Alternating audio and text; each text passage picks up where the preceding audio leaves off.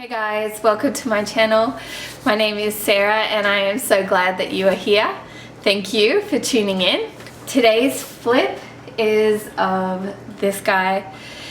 It is a desk that was given to us by a family friend. They just didn't want it anymore, and you know me, I'm happy to receive donated furniture. This time it was a 360 degree flip. Like I had to, normally you don't have to do the back side because it'll lean up against the wall. I felt like the detailing in this was really calling out for an aged look. Not a lot of problems with this one. The only thing that had to go, and you'll see in the video, is the legs. The legs were chipped in some places. There was one bit missing altogether, so they couldn't stay. So that was a fairly easy fix, something that you guys could do up at Lowe's. They have a bunch of options. I did try Home Depot, but I felt like Lowe's had a better price on the legs. So they're still not cheap, and I had to buy 8 legs for this desk. But it's turned out lovely. With that, let's get into the video. The top is black. I don't know why I do this to myself. I'm going to sand it all the way back, and then I'm going to paint from the edge all the way down. Surprise, surprise, I already know what color I'm going to paint it. Dixie Belle Silk All-in-One paint in the salt water. And I'm going to stain the top in a darker stain and do an aged wax on all the details here and down on here. I think it'll look really lovely. And then the bottom, I'm going to just take that, it's all just facing anyway, and so I'm just going to take it all off and pop some curved legs. The Lowe's have these nice little round, they look like marshmallow puffs or something, I don't know, maybe not marshmallow puffs, but they're just these nice little round legs. So let's get started.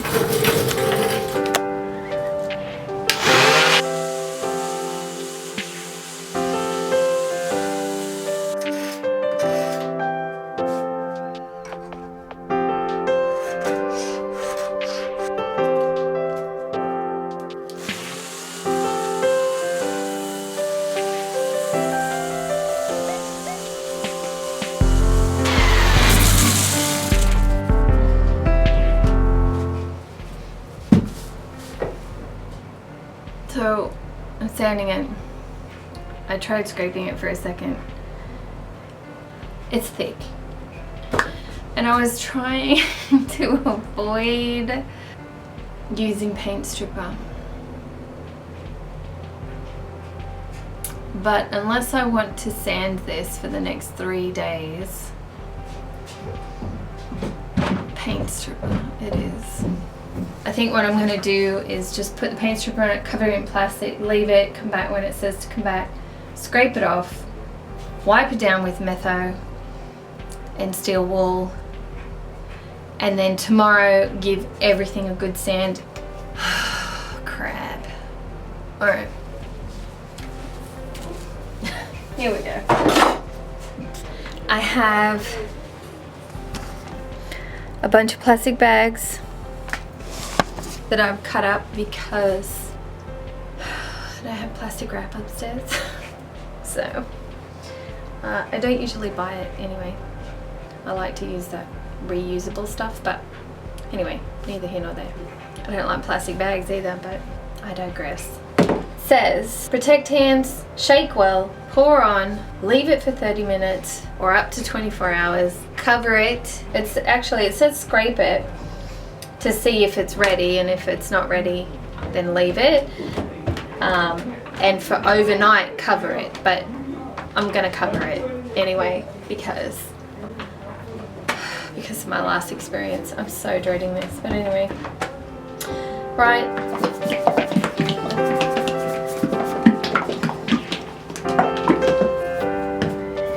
Here we go.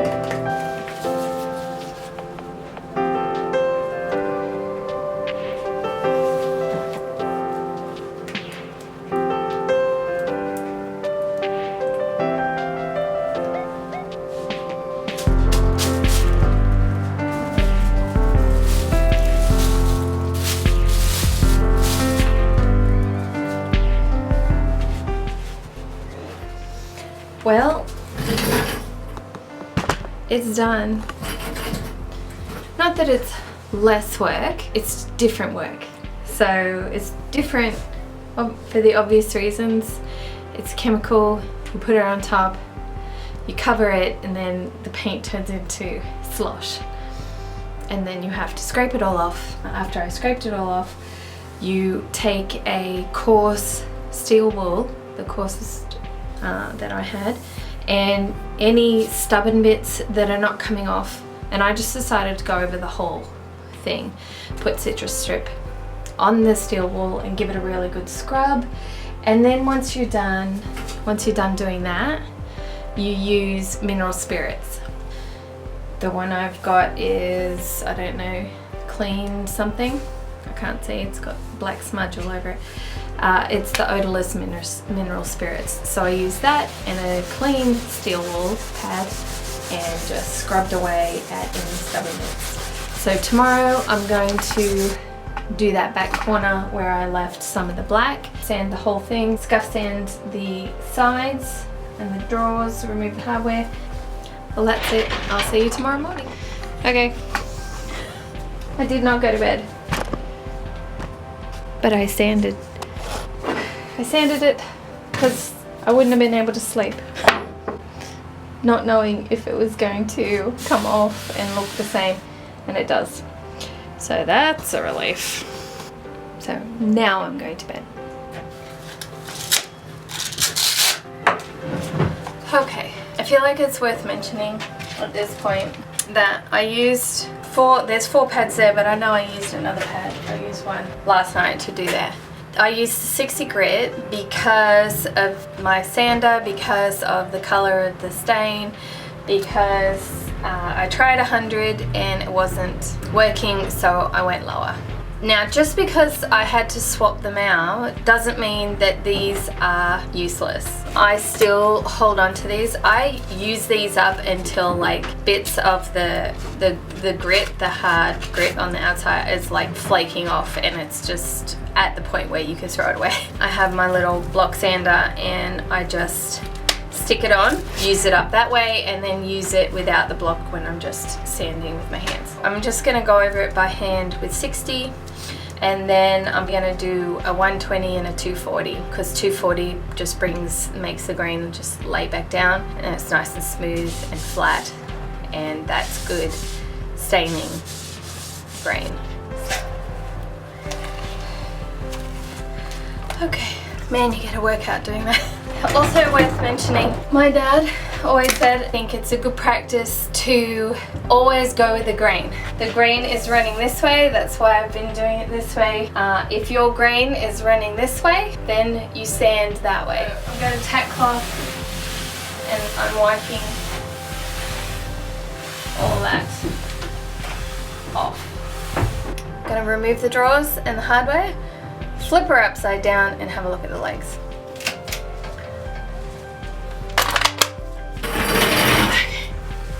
Too heavy of a piece, so I have it on its back.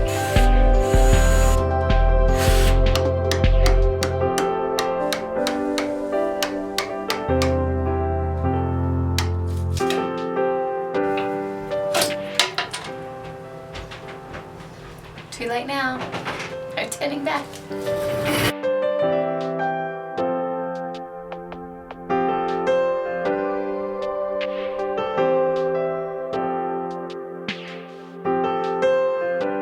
See the reality of my counter? I can't function.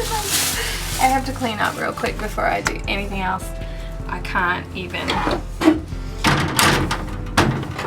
think when everything is like this.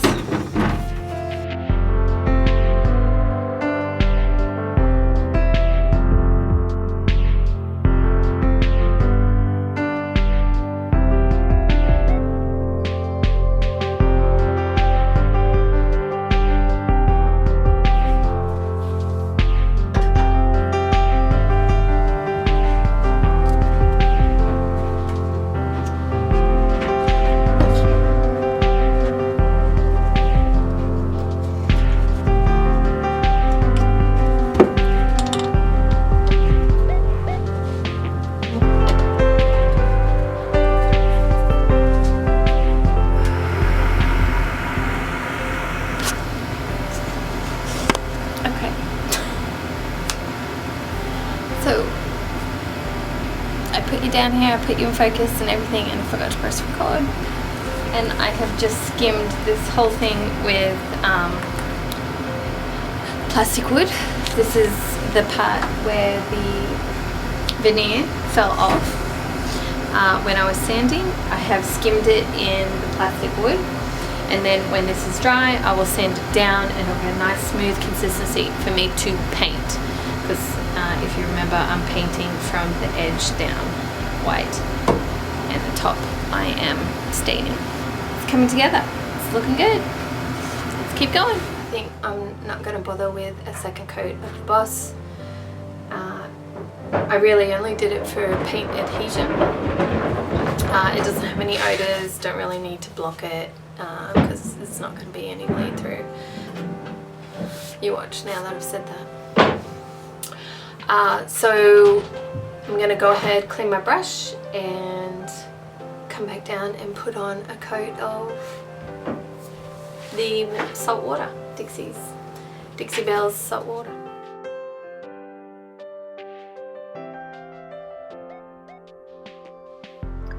So what I've done here is I've just dipped the tip of my brush in, and I have painted down the line of the bottom of the desk, and I'm just feathering out now that line so it doesn't leave a harsh line.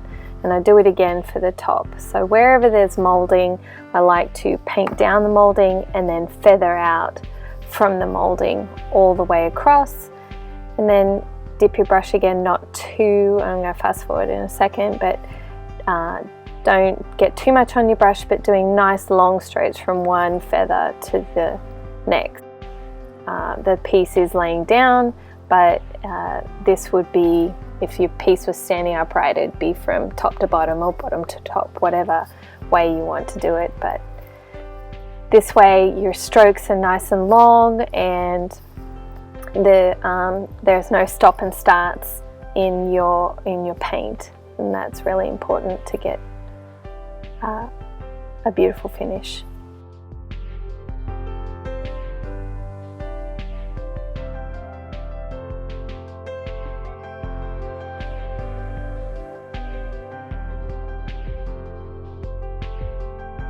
Dixie Belle Gator Hide Sponge. I am staining it in Minwax Espresso. Nice long strokes.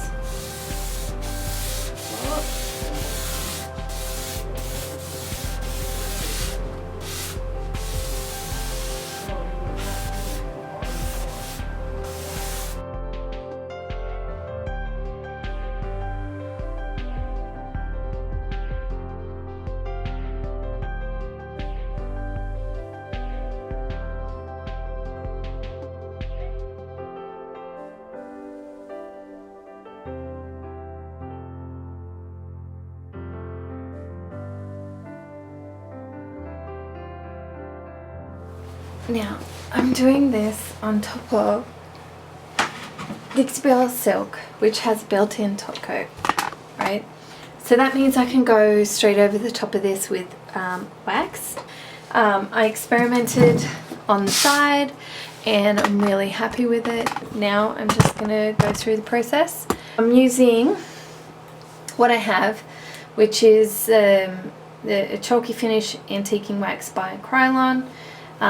It is it's like jelly. There's a couple of techniques because like I said, this has a top coat, it will wipe off fairly well. And then there's another technique that's out there that you can use the clear wax like an eraser. And so you would dip another brush, a different brush, because this is my dark wax brush, and then this is a zebra brush of the round brush that I'm using for the clear. So I would dip this in the clear over anything that is being stubborn and not coming up, and then wipe it with a rag and wipe it off. So that's if I get stubborn bits. We're going for an aged look here, so you really want to get it in. Oops. under there. I'm just going to do small sections. We really want to get it in there.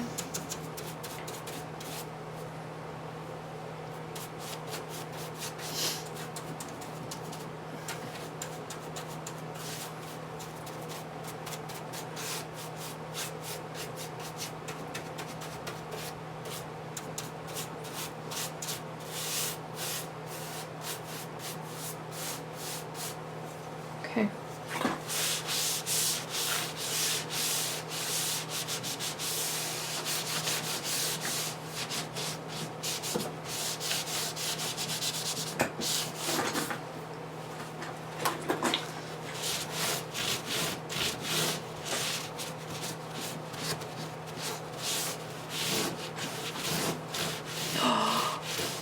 I should zoom you in so you can see that.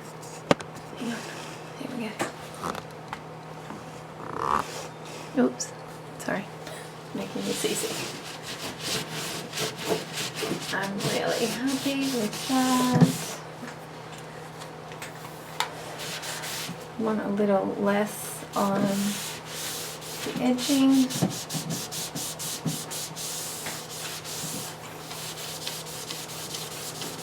Wetting it more here.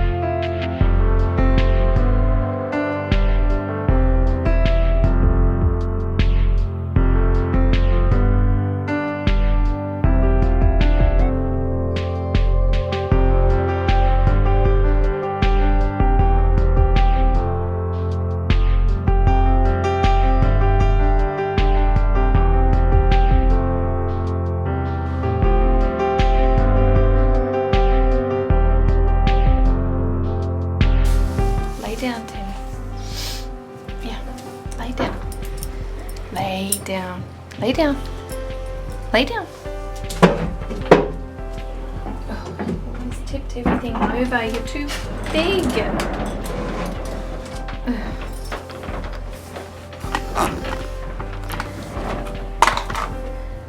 She's too big. She's squished into that little space.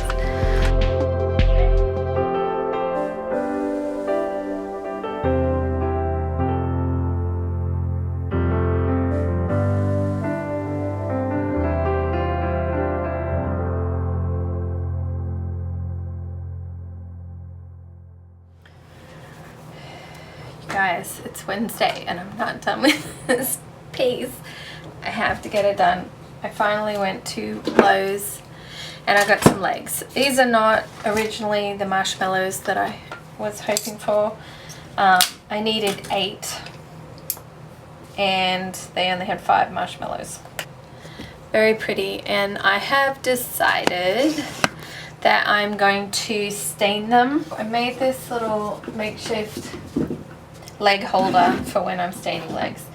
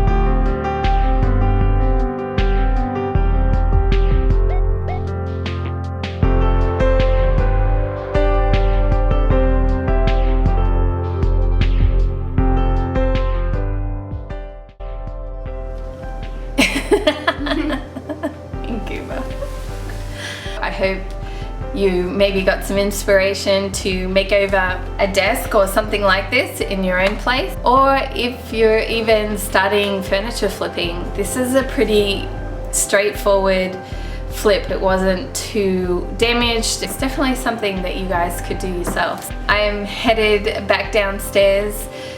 I was actually working on 3 projects. I was finishing up this project. I'd already started what I thought was going to be next week's project, and I've sort of put that on hold. I'm making over my husband's dresser while he's out of town. Every time I'm sitting in my bedroom and I look at it, I think, oh my goodness, I could do so much to that. And so I'm taking this weekend, this opportunity while he's out of town to make it over. So hopefully he likes it. I hope to see you on that video next week. Bye guys.